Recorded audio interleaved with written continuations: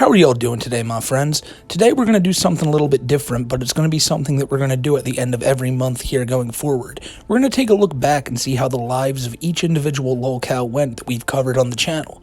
Now, some of their lives have been pretty crazy in the cases of OnlyUseMeBlade and Daniel Larson, and some have been a little more calm, unsurprisingly, like Cyrax, despite having a lot of news about him come out recently. But there's a lot we got to cover today, and I think there's no better way to start than Cyrax, because we already did a video on him yesterday, which will be linked down to the description below, and it talks about how his charges were dropped. Now, if you're wondering, Cyrax was facing assault charges due to hitting a protester with a baseball bat earlier this summer, and after all the hullabaloo in court and people really hoping that he would go to jail, despite a lot of us knowing it was never going to happen and the best he was going to get was probation, the guy bungled it, the charges were dropped, and that's where we stand now. Everyone's kind of assuming Cyrax will come back to the internet soon and gloat about it, which is probably what all of us assume. Let's be honest here. I don't think anyone thinks that Cyrax is going to stay quiet after this, but as more comes out about that, I'll let you know. But other than that, it's been a pretty quiet month for Cyrax. Other than maybe doing a couple like posts on Facebook crying about the trolls, he's been pretty quiet. So with Cyrax, you would expect him to just be, freaking out all the time, which is what he does usually 24/7. But while all this court stuff was going on, he maintained a pretty low profile. So with him, there's not much to talk about. Now, somebody who had the exact opposite of a quiet month is OnlyUseMeBlade. Blade, without a shadow of a doubt, proved that he is one of the worst type of people on the internet over the course of the past month. And I know what a lot of y'all are thinking. It's Blade. We all knew he was a pretty terrible person from the get-go. Every night he gets drunk and just says terrible things on stream. The guy's never really had a filter, and he's never really, he's just never been a good guy, No one who has an interview with Chris Hansen is going to end up being a good guy at the end of the day, right? Now, Blade has done some pretty terrible things in the past, think the Gucci situation, think when he threw that dog a couple of years ago, but this time things got really dark, and I'm pretty sure most of you have heard about this already because it was a major story. But a few months ago, Blade invited a few people over to his house for a streamer house. He just had a bunch of people there, all streaming throughout the day. The thing was, though, a lot of these people were known drug users, allegedly, but, their streams tell a different story. And one of these times they were streaming, he invited over his ex, Beck, who was talking to this dude named Willie, a fan of Blade's, and after Beck and Blade broke up, Beck started talking to this guy, Willie, and he came over, and they were partying. But the problem is, this guy, Willie, had a lot of underlying health conditions, and these people in the house were just handing him pills, handing him all this stuff. Again, I say allegedly, although people on the stream then did claim afterwards that they were all doing pills together. Now, this person, Willie, ended up nodding off. He was just leaning back on Blade's countertop, and they just had the camera in this guy's face, almost waiting to see if he fell. And eventually he did fall, and he hit his head right on the trash can, and afterwards he was in a coma. I don't know if that was because of the head hit on the trash can, or because how many substances he took that night. But how did these people in the house react to that? Well, they called the ambulance, and then canceled the ambulance because they were afraid of getting in trouble for having their own drugs in the house. And so while this guy was on the ground and he was unconscious, they were painting his face and all this stuff. And eventually the cops did show up, the ambulance showed up, and they got that guy out of there and took him to the hospital where he was on life support. Now, it is worth mentioning that Blade was not awake and around during this situation. So you might think right there, oh, well then he's just completely innocent of all this. Not exactly. This happened under his own roof, in the house and in the situation that he was allowing to go on right there. And after all this stuff happened in the weeks afterwards, Blade sat on stream simply making fun of the guy who was in a coma, laughing about the fact that he was, the dude was gonna possibly pass away, and Blade made himself look terrible in this situation. And then it came out that the guy did pass away, and Blade and his ex-girlfriend Beck, all these streamers in the house, like the dude Tone who allegedly handed him pills, all these people really didn't want to talk about it at first. but eventually they did when the chat pressed them hard enough to do so, and all of their responses were just some of the worst things you'll ever hear, all trying to get accountability off of themselves and onto other people, and mostly onto Willie, the guy who died, by saying things like, well, personal responsibility, you know, we're not responsible for what another man does, and you know, that's fine to say if you're not the one handing him pills, and if you're not the one who's allowing all this to go on under your roof. Now, I could easily show you the footage of this night, but after knowing what's happened now, I really don't feel comfortable doing so. But if you guys simply look up the Willie Two Guns situation, I assure you you'll find tons of videos of it. But I do warn you now, this did lead to some dude passing away. And so a few nights ago, Blade was really drunk on stream, and Keemstar, of all people, one of Blade's former best friends, decided to make a tweet about this and made a video calling out Blade and talking about the Willie situation, saying that somebody, these streamers, someone finally died doing all the stupid shit they do on stream to try to get donations, to try to make content in their own really messed up way, and Blade wasn't having this. So a drunk OnlyUseMeBlade, who then claimed to not be drunk after just minutes prior, slurring his words and everything, which really makes you think that the Blade on stream kind of hams up his drunkenness. But nonetheless, he called Keemstar, and them two had a conversation for a little bit, and I'm going to show it here now, and you're going to see how hard Blade tries to not take any accountability for the situation and think that anybody other than himself has a wrong opinion on this, because of course that's what most of these lolcows do. If you don't agree with them, you're basically an idiot. So, hi, Keem. I'm not drunk or anything, but I got a lot of fucking people in my chat. I'm having a good time. Hi. What was this fucking tweet that you made about me? Oh, about the guy that died?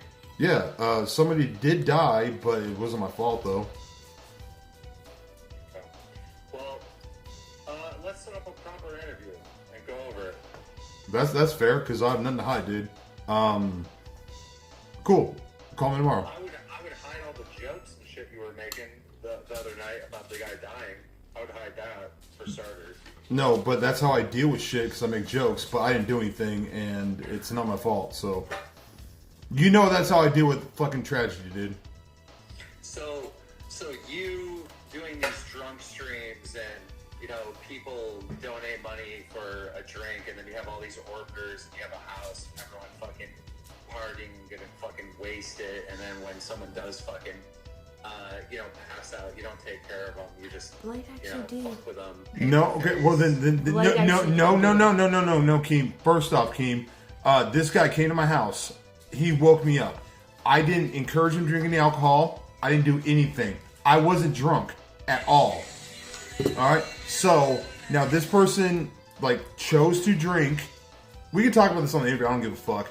But this person chose to drink, and then he had a misfortune, and it led to that.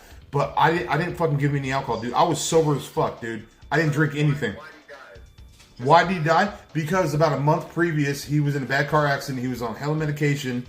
Congestive heart failure. Did he not?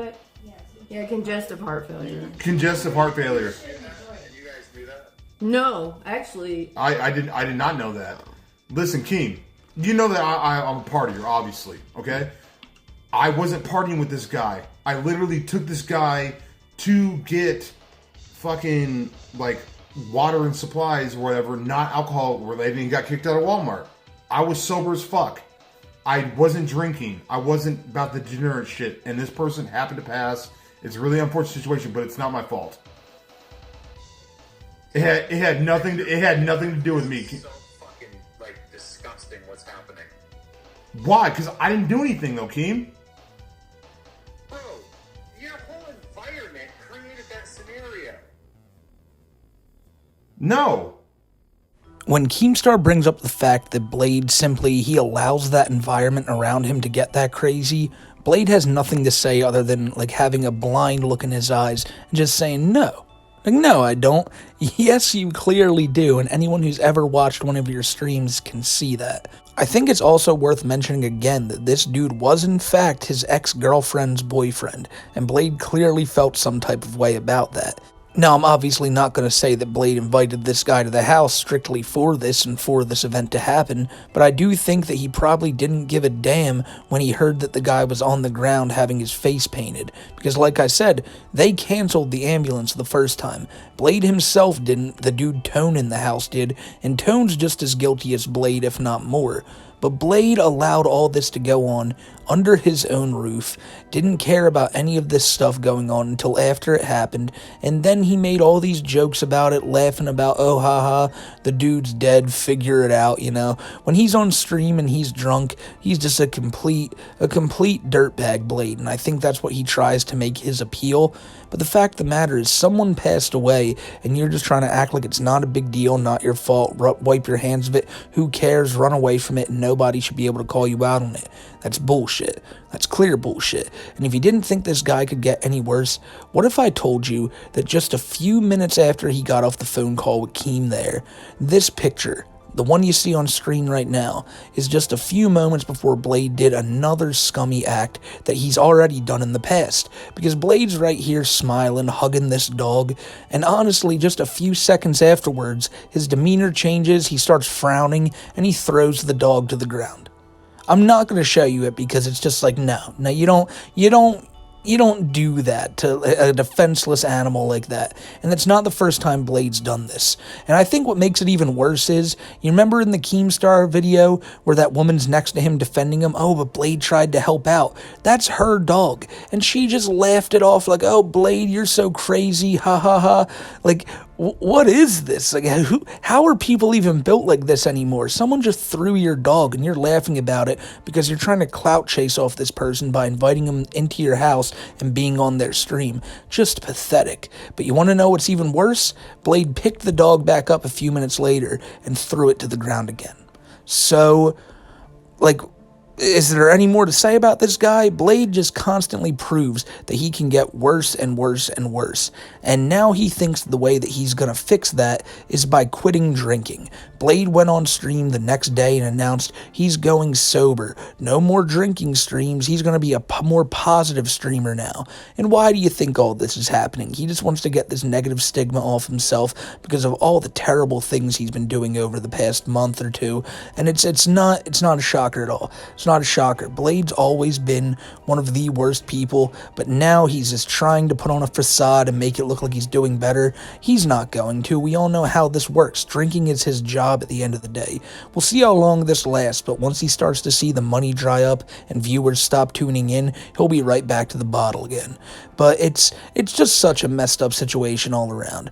The dude, he's so oblivious to the fact that this is a serious issue, or maybe he's just trying to put on a facade on screen and try to act like it's no big deal to get people to stop talking about it. But they're not, especially when something like this happens, something that people have been saying is going to happen for years now. And it's just a shame that it actually did have to happen for everyone to kind of go, damn, like this is all a big mess.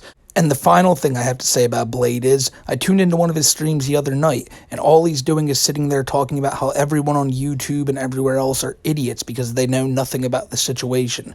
Well, Blade, bro, I think people feel the same way about you when you sit here, you do these things to animals, you let these people just do all this dumb shit under your own roof, and then you want to act like everyone calling you out for it is the problem.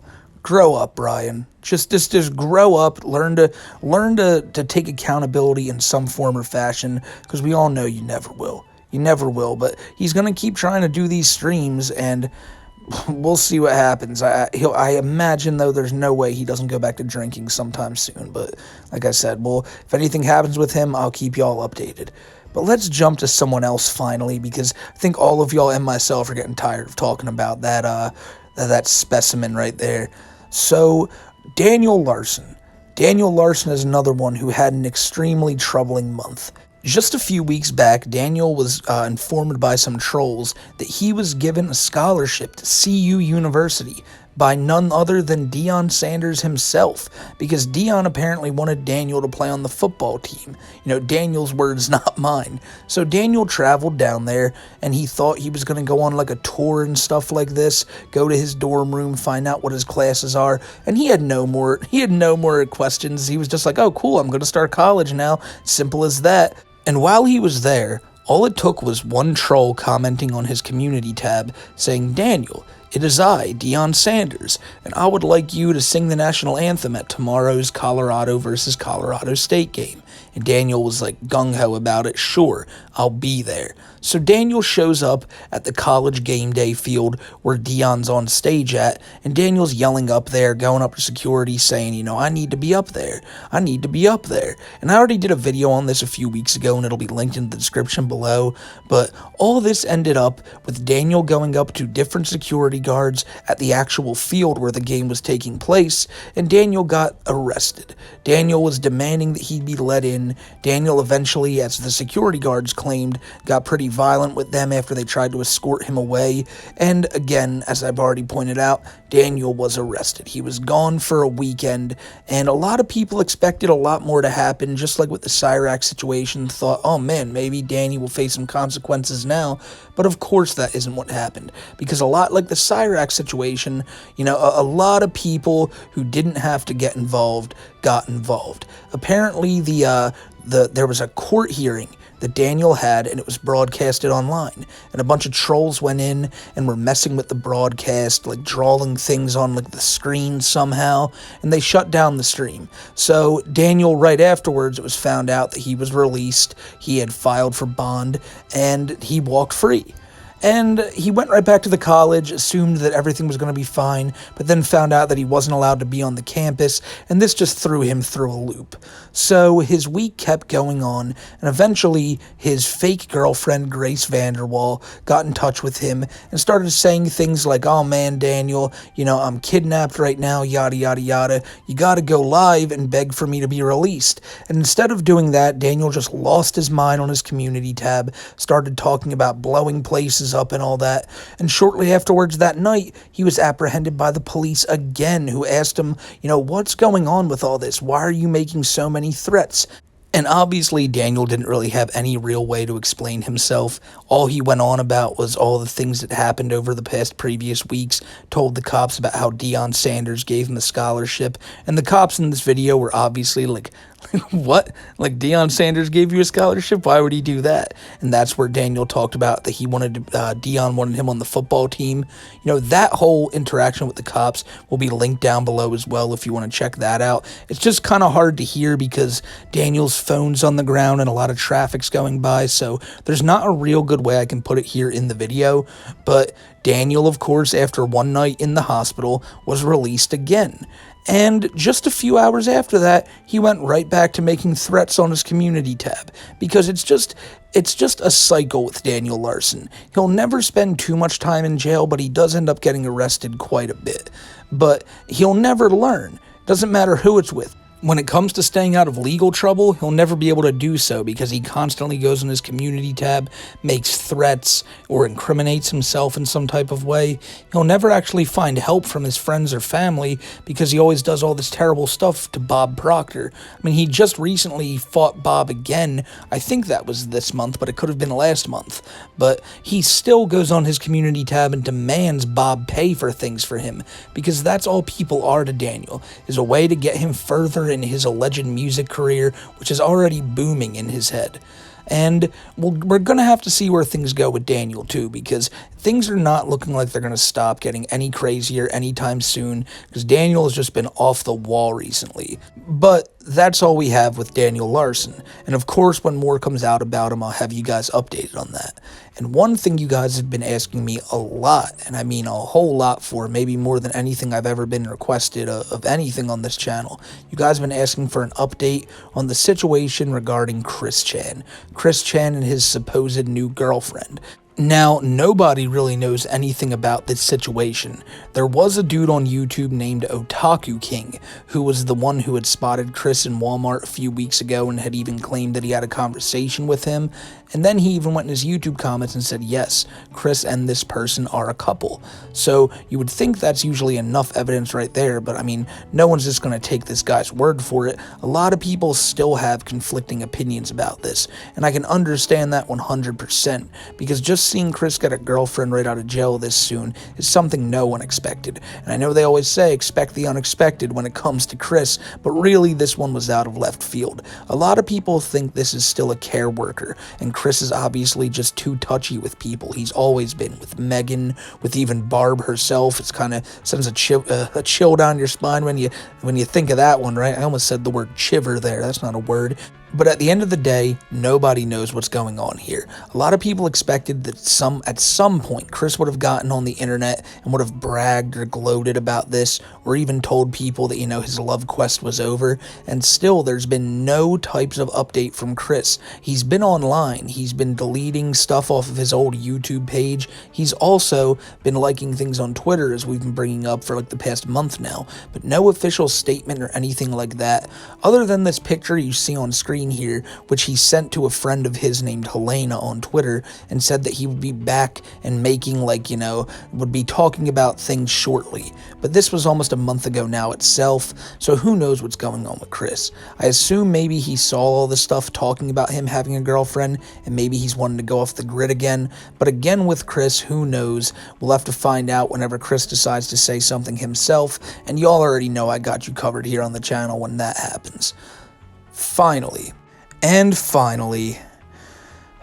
yeah, we gotta talk about him again, because it always gets worse with one Earl Doobie, let me tell you that, ladies and gentlemen. Earlier this month, Earl's Discord logs got leaked from his really weird Discord server from last year, the one that he ran for 2 years, that by his own admission had a lot of grooming going on and a lot of things like that. There were a lot of really bad things being sent with minors. The minors all had age rolls to so you could point them out, you could point out that this person was 14, this person with this age, and Bowser himself even admits that he had to talk to a lot of people because a lot of them were trying to talk to the kids in the server, and Bowser tried to act like he didn't want any of that to happen, despite putting those age rolls in himself and keeping all these people on his friends list up until a few months ago when he got called out on it. But these Discord logs basically proved what a lot of people had been fearing, and that the Discord server was much worse than people had previously thought. Bowser was saying a lot more disgusting things than we had initially expected, and the people in there were a lot younger than previously expected. There were even some people saying they were 13, and it was a tough time to look through for the people who had to look through this. So Earl has actually left the internet. He's been gone from the internet for over a month now, but that hasn't stopped him from bitching at people in emails, trying to make threats to people as usual. And just the other day, an email chain came out with Earl and someone pretending to be the girl who Earl had groped a few years ago, the 17-year-old.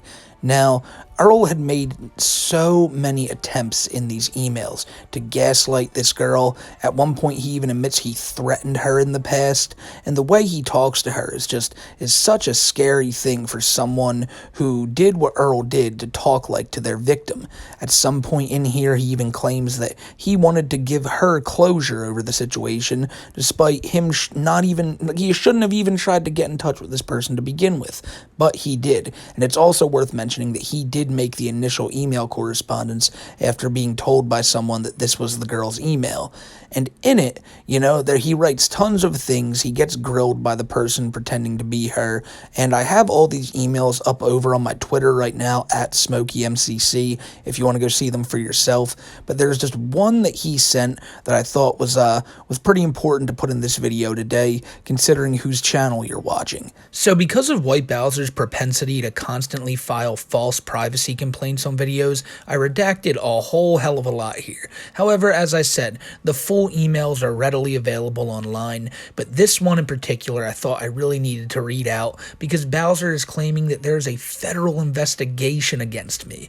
I only come up in this conversation because Earl tries to make himself sound like an absolute saint and make me sound like a villain. And remember, again, he's talking to his victim here, and he tells her that this same YouTuber is currently being investigated, federally investigated, by his local township because I slandered his name and defamed him. I also used YouTube and my fan base and basically told them verbatim to harass Bowser's police department with non-stop calls and false reports. All of that is just complete and utter bullshit that Bowser is saying because in his mind these emails were never going to leak and he was never going to be pressed by anyone on the internet about this. I've brought it up many times before, but WhiteBowser's whole thing is he thinks he can get away with lying to anyone in his real life. Doctors, people at the mental institution, police, even this girl here, because he thinks, they're not an internet person. They don't know what's actually going on the internet. So he thinks he can tell them whatever he wants and they'll just believe it blindly. But listen to what he's saying here. You guys know damn well that every time I've ever made a video on Bowser, I always stress, don't go harass the guy. Don't go to his local police department and do that. But Bowser's trying to make me sound like the worst type of person. And again, he's just saying this because he thinks no one's ever going to see it and he can get called out on him bullshitting. But here we are. There's obviously no federal investigation against me because of, I don't know if his local police department can file federal investigations, but, who knows? Bowser knows more about this than me. But he goes on and on and on in these emails, talking about how the trolls are a bunch of drug addicts and bad people, and he's just a good guy, just a good dude, and he's lost it. He's lost it. He's completely lost it, more so than I think we ever expected him to have before, and it's a shame because we always have talked about that I wish, I know Kiwi wishes, we all wish we didn't have to keep talking about this WhiteBowser, but he says this crazy stuff to people, and I can't help but cover it here because just look at this. Look at this. He's hoping so badly that the police are going to swoop me up from my house, take me to Bowser's town, and I'll remain in jail there for the rest of my days. In his mind, he thinks that's what's about to happen, but we all know he's just going to keep bothering the police about all this trolling stuff that he's brought upon himself by messing with people online and saying the crazy shit he has, and it's never going to change for Earl. Despite thinking he's leaving the internet, he's always going to do stuff like this because the internet is ingrained in him. But the real problem here is just the way he talks to the person he thinks is his victim. He talks about how he ordered the former manager of his workplace to deliver letters for him, and he just sounds like he's drunk on power that he doesn't have. And I know I already brought it up that he said he's leaving the internet, and when Bowser says that, what he means is he's going to secretly still be on the internet, but not to where nobody knows where he is. Because again, that's all that matters to him. He says things, but then immediately, already in the back of his head, knows it's going to be a lie, and as long as he can keep it from everyone else, then it's the truth. And that's what's scary about someone like WhiteBowser. That's why the Discord thing happened, and that's why he thinks he can talk to people like this, especially his victim. It's doing too much, Earl. I know he'll eventually see this, and as I said, this video will get the inevitable privacy complaint because Earl thinks that any video talking about him warrants one, but people are allowed to talk about the things that you do publicly, Bowser. And even these emails that you just randomly sent to someone, that person put them online, they're allowed to do that. And they showed all this crazy shit you said. And as I said again, if you want to see the full thing of these emails, they're over on my Twitter at Smokeymcc. But like I said, you can probably find them a lot of places. They're probably on the Kiwi farms and stuff. So yeah. It's not been a good month for really any of these lolcows. And the thing is, there's so many others I could have talked about. We could have talked about how Tony Chase is just doing the same old stuff, complaining about the satellite man.